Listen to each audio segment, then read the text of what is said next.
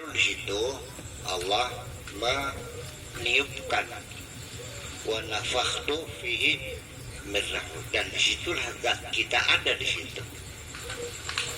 Yang disebut dengan roh itu adalah zat kita yang ada di dalam jasad ini. Jadi artinya sebelum kita dimasukkan ke dalam jasad ini, jasad kita yang masih nyambung nyawanya dengan nyawa ibu. Jadi kita belum punya roh, tapi kita makannya ya dari makan ibu. Nah, setelah kita sudah dikasih nyawa, itu kita sudah independen, tetapi untuk makanan tetap melalui plasenta, melalui makanan ibu. Kalau ibunya makannya itu makan tempe, ya kita harusnya bukan tempe. Ibunya alkoholik, ya kitanya juga alkoholik juga.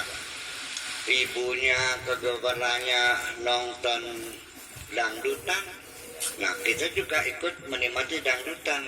Nah buktinya begitu kita lahir masih 3 tahun, sekali mendengar dangdut kita bisa niru, karena sejak kecil mula kita makanya kenapa anak-anaknya musisi itu ya, jadi musisi juga, sebab sejak dalamnya itu darahnya mengalir dengan musik itu sendiri. Seperti itulah kira-kira. Nah jadi nanti komposisi kita itu seperti itu. Selanjutnya gimana?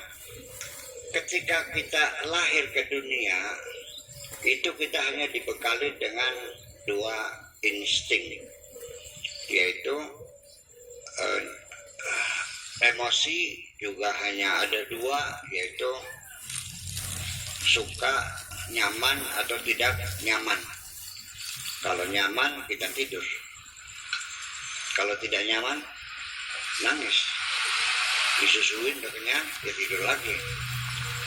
Sekian minggu lamanya seperti itu. Lalu baru mulai ada berkurang tidurnya dari 24 jam menjadi 23 jam, terus 22 jam, terus 20 jam, 18 jam, 15 jam, 12 jam, 8 jam.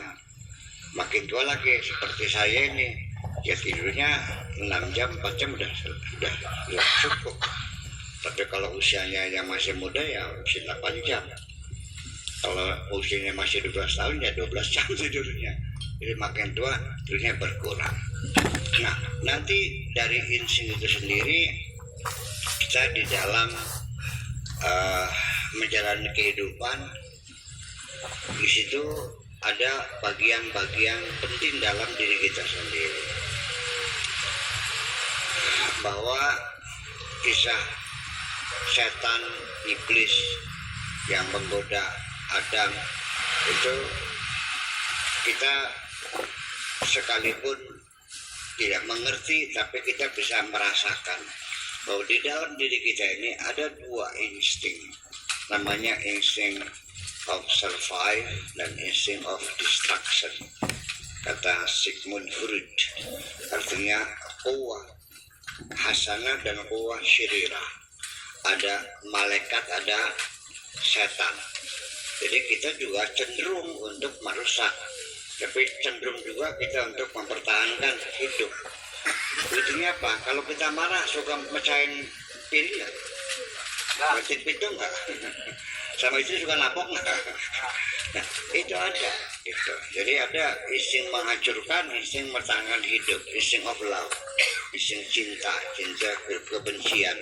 Itu di dalam diri kita itu semuanya ada. Nah kemudian secara jasad kita sendiri ini perlu ada pengontrolan semuanya. Karena dalam diri kita ada satu pertarungan yang tidak pernah berhenti. Sampai detik terakhir kita melepaskan napas terakhir itu masih dalam pertempuran. Kalau orang cerita mah ketika nazar itu masih ada setan datang menggoda, aku nih Tuhan. Kalau iya setuju sama Tuhan, ya sudah suhul khatimah. Akan gitu ya, mudah-mudahan kita detik-detik terakhir jangan sampai kita kalah gitu. Tetapi oleh karena itu sejak awal kita harus mencoba selalu mempertahankan kebenaran ini. Gini, di dalam tubuh kita ini yang selalu perlu diperhatikan. Pertama, pikiran kita. Artinya dalam hidup ini ada yang kita pikirkan, ada kesan, ada pengaruh, ya. Kemudian juga kita punya mulut, kita juga punya hati. Hati kita merasakan. Coba kita kontrol. Kapan hati kita menyimpan dendam? Kapan kita membenci orang? Kapan kita pernah menghasut di orang? Ada orang warungannya laris, kitanya marah. Pernah nggak? Ada nggak anak tetangga dilamar orang, kitanya tersinggung? Ada nggak anaknya teman bisa sekolah ke luar negeri, kamunya marah? Itu hasut namanya. Ada orang susah, kita ikut ibah, ya, ada toleransi. Ada teman sakit, kita datang ikut menyambanginya. Ada orang mati, kita datang takziah. Ada orang bodoh, ada. Itu semuanya adanya di dalam hati kita. Mulut kita apa? Semua pikiran-pikiran kita itu kan dikomunikasikan melalui mulut kita. Mulut kita akan menyatakan apa yang kita inginkan, apa yang kita pikirkan. Tetapi ada yang keempat, yaitu kebutuhan biologis kita. Perlu makan, perlu minum, ya kan gitu, perlu obat, perlu kawin, perlu ini. Banyak sekali, mungkin kalau itemnya kita kumpulin mungkin ribuan item kebutuhan kita ini. Semuanya harus memenuhi.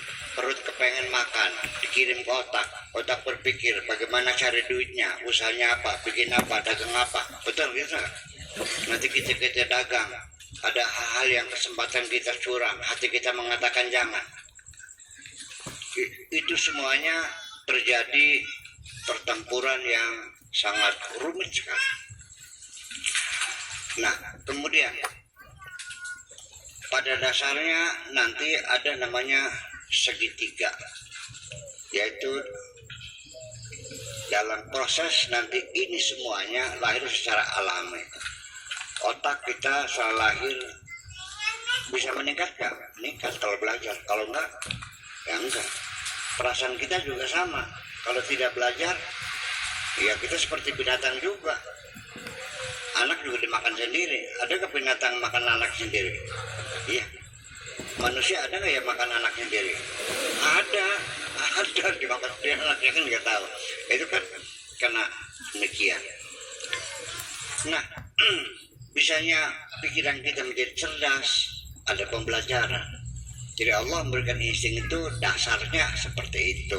Tetapi nanti perkembangannya ditentukan melalui proses iktisab. Makanya ghoriza itu ada ghoriza asliyah, ada ghoriza muktasabah. Artinya insting yang diupayakan dididik. Kalau kita dulu tidak pernah dicepokin orang tua, mungkin sampai sekarang kita nggak tahu cepok. Kalau orang tua tidak mendidik kita berbahasa, mungkin kita bicaranya kayak anjing juga, gonggong. Ya. Kalau kita tidak belajar dengan hati kita, mengenal norma-norma yang ada, kita yang menjadi ya primitif ya seperti itu. Semua dimakan, ular dimakan, demikian dimakan. Nah, itu semuanya ada proses namanya segitiga itu, yaitu adanya murid, ada mursyid, dan ada manhaj. Kadang-kadang gurunya bagus, muridnya cerdas bagus, tapi manhajnya nggak bagus, sehingga akhirnya pendidikan bertahun-tahun tidak ada perkembangan, yang berbodoh baik. Muridnya bagus, gurunya nggak bagus, ya nggak tercapai juga.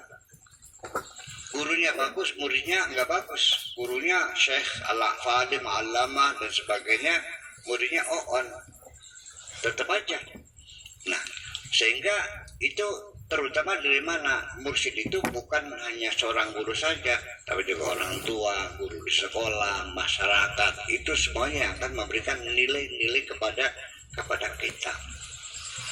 Nah, sehingga nanti dari mana datangnya kita, sumpamanya satu emosi saja, emosi kita rasa takut saja, kita bisa sadar, karena takut ini apa namanya, emosi inti ya, rasa takut dan kecewa itu, yang lain mau anak buahnya itu ya. Rasa takut itu nanti muncul ragu-ragu, cemas, bimbang, ya kan, curiga, itu juga anak cucunya takut gitu.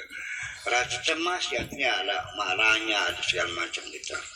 Sekarang saya ingin mengatakan begini, bahwa sejak kapan kita punya keberanian terhadap diri kita sendiri, ada percaya diri. Artinya begini, apakah itu tumbuh dengan sendirinya ataukah memang ada pengolahan kita sesungguhnya yang membuat kita ini apa namanya, rasa takut itu dari mana? Waktu kita lahir jujur tidak pernah punya rasa takut. Waktu anak-anak kita masih bayi, hanya satu ketakutan kita, takut jatuh. Ya, kalau sudah dia akan menangis kalau dia rasa takutnya pengen jatuh. Hanya satu, takut jatuh. Nah, setelah kita besar, lalu kita banyak yang kita takuti. Dari mana? Dari orang tua kita, dari masyarakat kita. Saya mau cerita dulu. Saya menemukan binatang di bawah tumpukan bata, buntutnya itu ngejengat gitu tuh. Gitu. Apa namanya? Kalajeng. Warnanya putih karena di dalam bata saya. Saya nggak tahu kalajeng itu. Saya main-mainin. Dan saya nggak pernah digigit, enggak ya, kantong. Ini kan lucu, buntutnya terbalik-balik begitu tuh. Baru setelah ada kakak saya, Kang Sadia, yang di Bapak itu, dia menjerit-jerit, banyak apa itu? Gitu. Itu kalau coba berbahaya. Saya baru tahu, jadi ini berbahaya. Setelah berbahaya, itu punya racun, baru ada rasa takut. Jadi yang buatkan kita, siapa yang nakut-nakut kita? Ya orang tua kita, masyarakat kita. Dulu kita nggak punya rasa takut kok.